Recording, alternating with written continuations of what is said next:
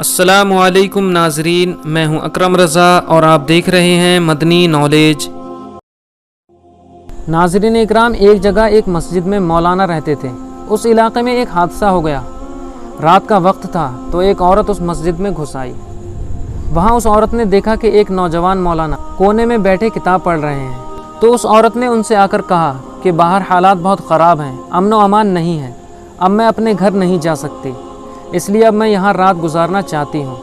آپ سے گزارش ہے کہ آپ مجھے یہاں پر ٹھہرنے کی اجازت دے دیں۔ انہوں نے اس عورت کو ٹھہرنے کی اجازت دے دی۔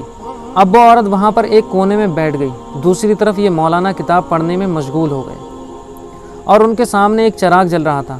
وہ مولانا کتاب پڑھنے کے دوران اپنی انگلی چراغ میں داخل کرتے اور انگلی کو آگ کی تپش میں جلنے دیتے اور پھر نکال لیتے اور پھر کتاب پڑھنا شروع کر دیتے، اور پھر کچھ دیر بعد وہ دوبارہ پھر یہی کام کرتے، چراغ میں اپنی انگلی ڈالتے اور انگلی کو جلنے دیتے اور پھر انگلی کو پیچھے کر لیتے۔ دوسری طرف وہ عورت اس منظر کو دیکھ رہی تھی اور اپنے دماغ میں سوچ رہی تھی کہ کہیں یہ مولانا صاحب پاگل تو نہیں ہو گئے ہیں کہ اپنے آپ کو جلا رہے ہیں، آخر یہ قصہ کیا ہے۔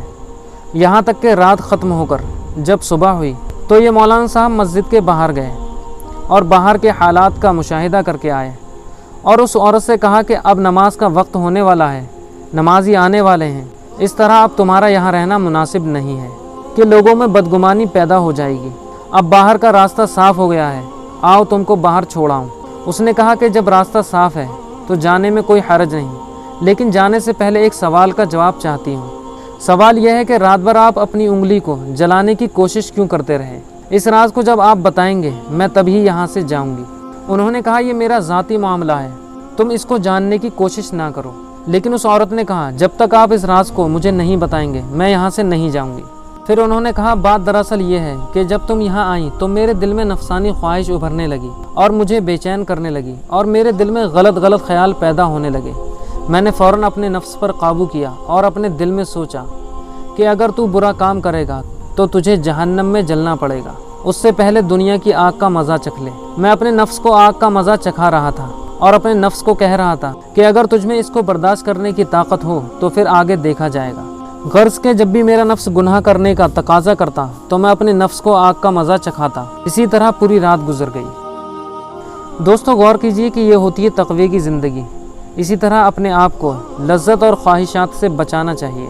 اور ایک ہم ہیں کہ جب ہمیں گناہ کرنے کا موقع ملتا ہے تو ہم کسی طرح اس چیز سے باز نہیں آتے، اور آخر میں اللہ رب العزت کی بارگاہ میں دعا ہے کہ ہمارے دلوں میں اپنا خوف پیدا فرمائے اور ہمیں آخرت کی تیاری کرنے کی توفیق عطا فرمائے اور ہمارا خاتمہ ایمان پر فرمائے، آمین ثم آمین۔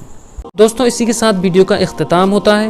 امید ہے دوستو آج کا ویڈیو آپ کو پسند آیا ہوگا۔ اس کو لائک اور زیادہ سے زیادہ شیئر کر کے ہماری حوصلہ افزائی کیجیے، اور مزید ویڈیو پانے کے لیے ہمارے چینل کو سبسکرائب ضرور کیجیے گا۔ میں ملتا ہوں آپ سے نیکسٹ ویڈیو میں، جب تک کے لیے اللہ حافظ۔